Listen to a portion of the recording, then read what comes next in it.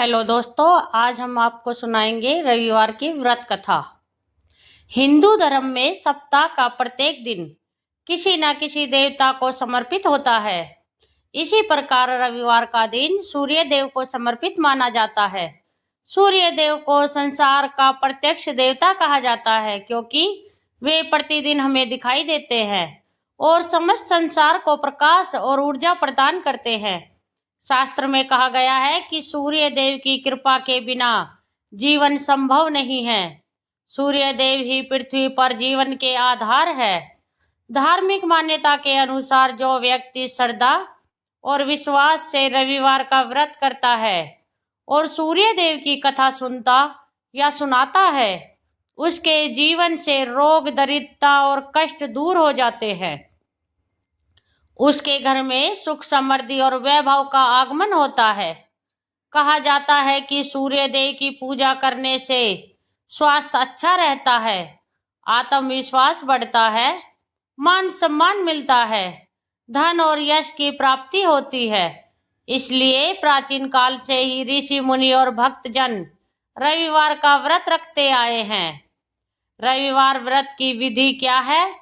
रविवार के दिन प्रातःकाल उठकर स्नान करना चाहिए।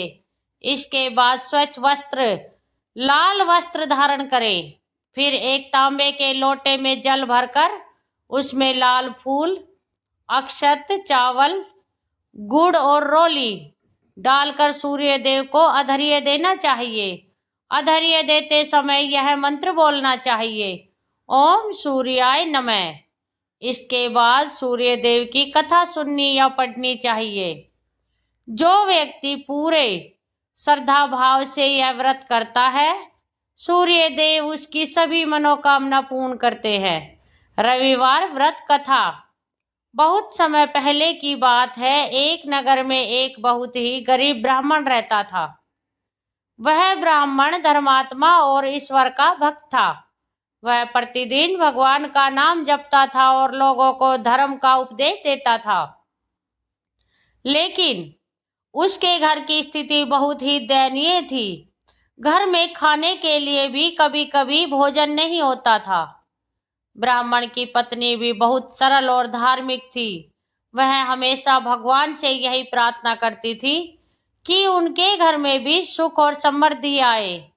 एक दिन ब्राह्मण की पत्नी ने अपने पति से कहा, स्वामी, हम भगवान की इतनी पूजा करते हैं, फिर भी हमारे घर में गरीबी क्यों है? ब्राह्मण ने मुस्कुराते हुए कहा, देवी, भगवान की इच्छा के बिना कुछ भी नहीं होता। शायद यह हमारे पिछले जन्मों का कर्म का फल है। लेकिन ब्राह्मण की पत्नी का मन बहुत दुखी था। एक दिन ब्राह्मण की पत्नी बहुत दुखी होकर मंदिर में बैठी रो रही थी। उसी समय एक वृद्ध साधु वहां आए। साधु ने उससे पूछा, बेटी, तुम क्यों रो रही हो? तब ब्राह्मण की पत्नी ने अपनी गरीबी और दुख की पूरी कहानी उस साधु को सुनाई। साधु सुनकर मुस्कुराए और बोले, बेटी, अगर तुम सच्चे मन से रविवार का व्रत और सूर्य देव की पूजा करोगी तो तुम्हारे घर की गरीबी दूर हो जाएगी। यह सुनकर ब्राह्मण की पत्नी बहुत प्रसन्न हुई। उसने उसी दिन से रविवार का व्रत रखने का निश्चय किया। अगले रविवार से उसने पूरे नियम और श्रद्धा के साथ सूर्य देव का व्रत करना शुरू कर दिया। वह हर रविवार सुबह जल्दी उठती, स्नान करती और सूर्य देव को अर्घ्य देती। इसके बाद वह सूर्य देव की कथा सुनती और गरीबों को भोजन कराती। धीरे धीरे सूर्य देव की कृपा से उसके घर की स्थिति बदलने लगी। घर में धन आने लगा और उनका जीवन सुखमय हो गया। लेकिन एक दिन ऐसा हुआ कि अगर बहुत समय पहले की बात है, एक सुंदर और समृद्ध राज्य में एक पराक्रमी और धर्मात्मा राजा राज्य करता था।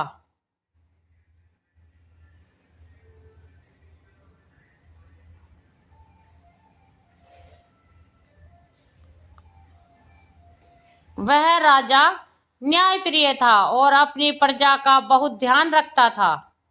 उसके राज्य में किसी भी प्रकार की कमी नहीं थी। लोग सुख और शांति से अपना जीवन व्यतीत करते थे। राजा प्रतिदिन भगवान की पूजा करता था और विशेष रूप से रविवार के दिन सूर्य देव की पूजा करता था। वह सुबह जल्दी उठकर स्नान करता, स्वच्छ वस्त्र पहनता और तांबे के लोटे में जल भरकर सूर्य देव को अर्घ्य देता। राजा का विश्वास था कि सूर्य देव की कृपा से ही उसका राज्य सुखी और समृद्ध है। एक दिन सूर्य देव ने सोचा कि यह राजा मेरा बहुत बड़ा भक्त है, क्यों न इसकी भक्ति की परीक्षा ली जाए। सूर्य देव ने एक साधु का रूप धारण किया और पृथ्वी पर उस राजा के राज्य में पहुंचे। उस समय रविवार का दिन था। राजा सूर्य देव की पूजा करने की तैयारी कर रहा था। तभी वह साधु महल के द्वार पर आकर खड़ा हो गया।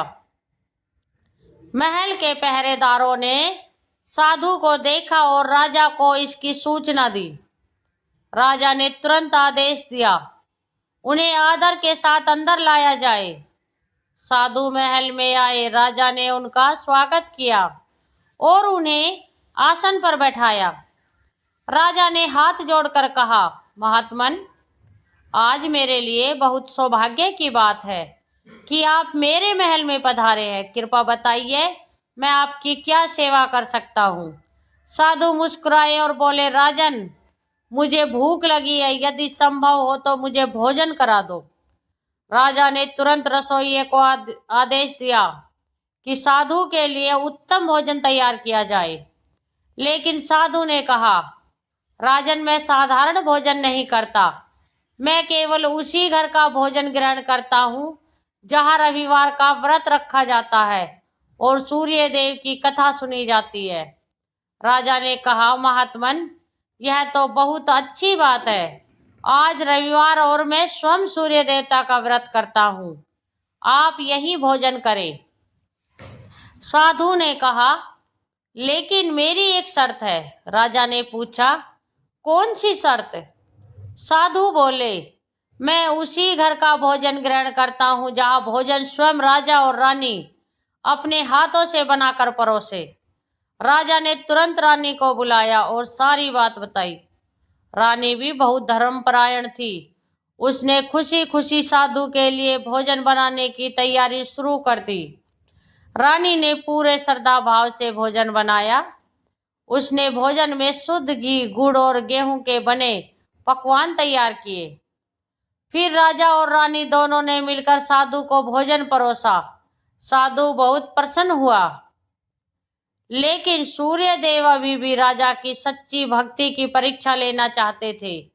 साधु ने भोजन करने के बाद कहा, राजन, मैं तुम्हारी भक्ति से प्रसन्न हूँ, लेकिन मेरी एक और इच्छा है। राजा ने कहा, महात्मन, आप जो कहेंगे वही होगा। साधु बोले, मैं चाहता हूँ कि तुम अपनी सबसे प्रिय वस्तु मुझे दान में दो।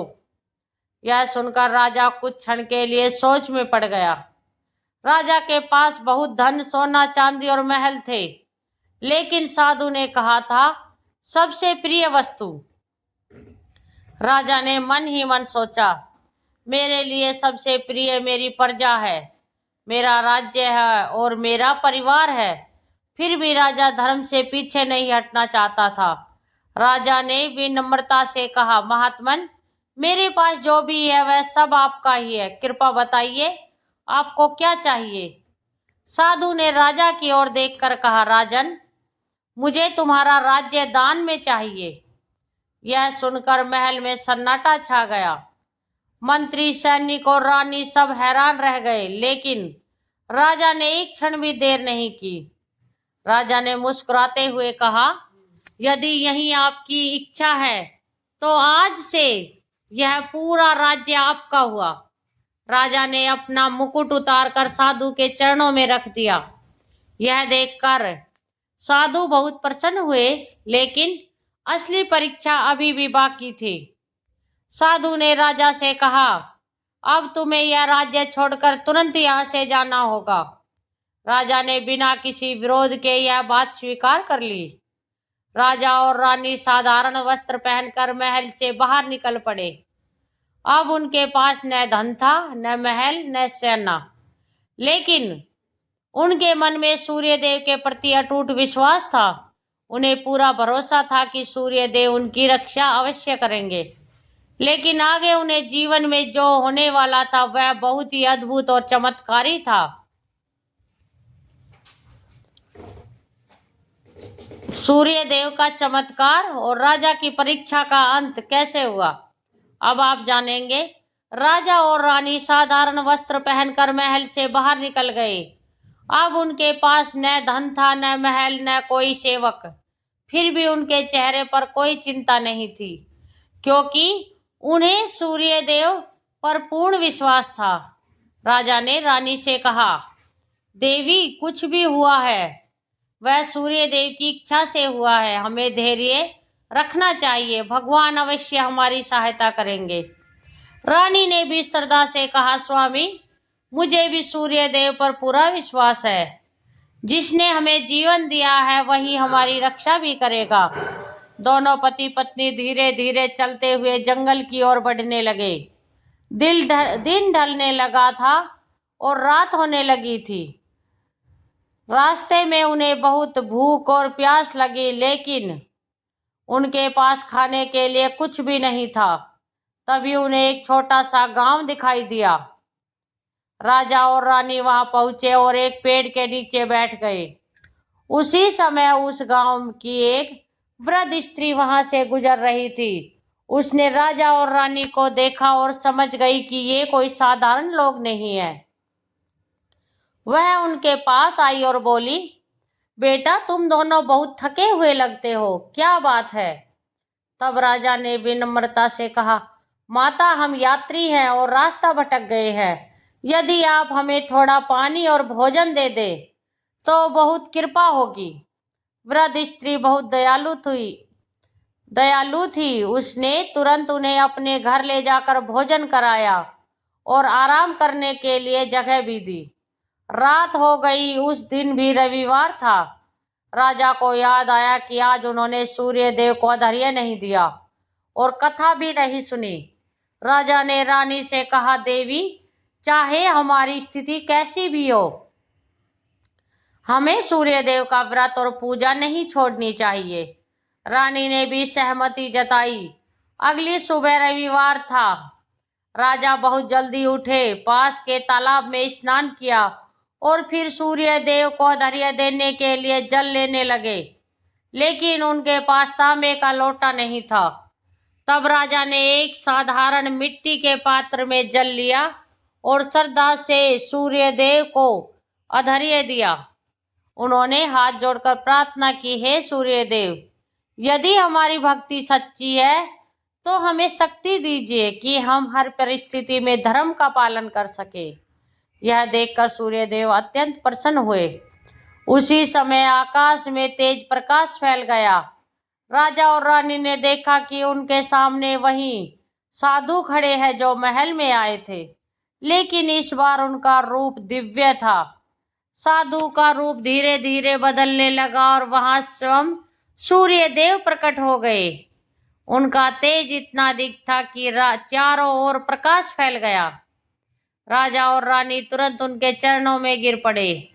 सूर्यदेव मुस्कुराए और बोले, राजन, मैं तुम्हारी भक्ति और त्याग से बहुत प्रसन्न हूँ। मैं तुम्हारी परीक्षा लेने के लिए साधु का रूप धारण किया था। राजा ने विनम्रता से कहा, हे देव, यह सब आपकी कृपा है, हम तो केवल आपका नाम लेते हैं। सूर्यदेव बोले, तुमने बिना किसी संकोच के अपना राज्य दान कर दिया। तुम्हारा यह त्याग और विश्वास अद्भुत है। इसके बाद सूर्यदेव ने आशीर्वाद देते हुए कहा, आज मैं तुम्हारा राज्य तुम्हें वापस मिलता है। आज से तुम्हारा राज्य तुम्हें वापस मिलता है। तुम पहले से भी अधिक वैभव और सुख के साथ राज करोगे। जैसे ही सूर्यदेव ने यह कहा, उसी क्षण एक चमत्कार हुआ। राजा और रानी के सामने सैनिक और मंत्री आ गए। उन्होंने राजा को प्रणाम किया और कहा, महाराज, कृपया वापस चलिए। आपका राज्य आपकी प्रतीक्षा कर रहा है। राजा और रानी आश्चर्यचकित रह गए। वे समझ गए कि यह सब सूर्यदेव की कृपा से हुआ है। राजा ने सूर्यदेव को प्रणाम किया और कहा, हे देव, आपकी कृपा से ही सब संभव हुआ है। इसके बाद सूर्यदेव अंतर्ध्यान हो गए। राजा और रानी अपने महल में वापस लौट आए। इस बार उनका राज्य पहले से भी अधिक समृद्ध हो गया। राजा ने पूरे राज्य में आदेश दिया कि हर रविवार को सूर्यदेव की पूजा और कथा अवश्य सुनी जाए। उस दिन से राज्य के सभी लोग रविवार का व्रत करने लगे। कहा जाता है कि जो श्रद्धा से रविवार व्रत कथा सुनता और पढ़ता है, उसके जीवन से दुख और दरिद्रता दूर हो जाती है।